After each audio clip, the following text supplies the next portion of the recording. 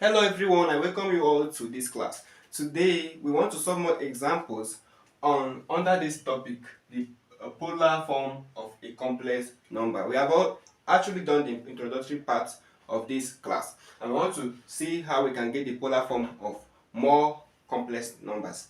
So let's see this complex number written on the board here, and also get the polar form of it. I said we shall express negative square root of 5 plus 5 plus square root of 5i in polar form. So this is the complex number we have. Negative square root of 5 plus square root of 5i. We want to express this in polar form. So how do we do it? So let's first of all write what solution. In our previous video, I told you that the first thing is to get the principal argument of that very complex number. The principal argument is given by, I told you that the formula you are going to use is depends on what the position of the complex number, whether it's in the first quadrant, second quadrant, third quadrant, and fourth quadrant. Now, another instead of you to be checking about quadrant, you can as well check the sign, because in our previous video I gave you the sign of the real part, sign of the imaginary part, their sign and the respective formula you are going to use for the principal argument. I told you that if the real part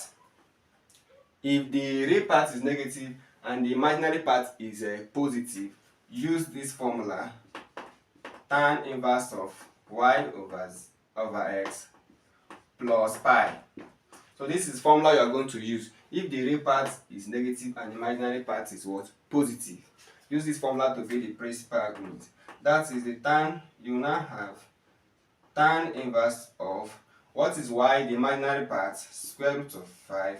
What is your x, the real part? Negative square root of 5 plus what? Pi. And this will be equal to tan inverse of square root of 5 divided by negative square root of 5 will give you negative 1 plus what? We have plus pi here. So this will be tan inverse of, this negative 1 can come out of tan, right? That's negative tan inverse of 1 plus what? Pi. So continuing the solving here. So this will be equal to, what is tan inverse of 1? Tan inverse of 1 is 45 degrees. And 45 degrees, you can easily convert it to radian by multiplying it by pi divided over 180 degrees. So that 5 divided 45, I have 9. 5 divided 180, I have 36. 9 divided itself 1. 9 divided 36, I get 4. So you will now be getting pi over 4, right? So tan inverse of 1 is pi over 4 in radian. But we have negative here, right? So you'll be having negative pi over 4 plus what? Pi plus this pi. So what's the LCM? LCM is what? 4. 4 divided 4, 1. That's negative pi plus, what is down here is 1, right? 1 divided 4 is what? 4 times pi. I have 4 pi. So this will be equal to negative pi plus 4 pi will give you 3 pi over 4. So 3 pi over 4 is what? 3 pi over 4 is the principal argument of this very complex number. Next one is what? Get the modulus of this complex number. Modulus of z is equal to modulus of the complex number. If you have a complex number z to be equal to x plus iy, modulus of z denoted by mod z is equal to square root of real part squared, that's x squared, plus imaginary part squared, that's y squared. That's the formula we use to get the modulus. Now, modulus of z, this will be equal to, what's the real part here? Negative square root of 5. So we have negative square root of 5 all squared plus square root of 5 all squared.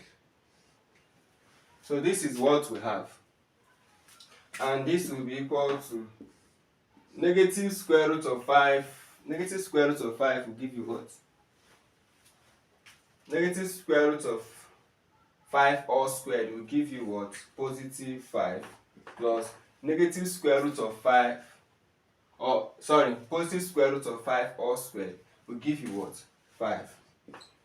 So what I said here, you know, here you have negative square root of 5 all squared. So negative square root of 5 all squared, the square of negative is positive, and the square root go with square, they will cancel, remaining 5.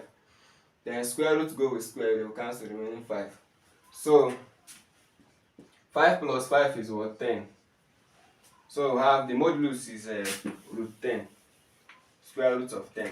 Now our complex number z is given by modulus of z into cosine theta plus I sine theta. And this will be modulus of z, we got it to be square root of 10 into cosine theta. Theta is what? Theta is the principal argument. What's the principal argument we got? 3 pi, sorry, we'll be having cosine 3 pi over 4 plus I sine 3 pi over 4. So this gave us the required result of this very question. So thank you for being part of this video. See you in the next video as we solve more examples under this topic.